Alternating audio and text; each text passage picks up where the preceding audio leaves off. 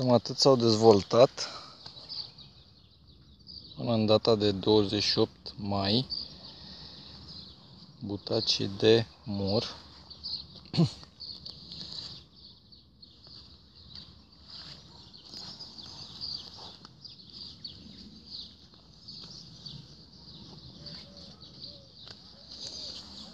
Am montat sistem de susținere.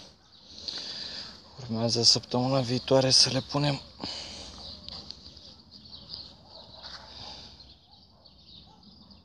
să remontăm sistemul de picurare.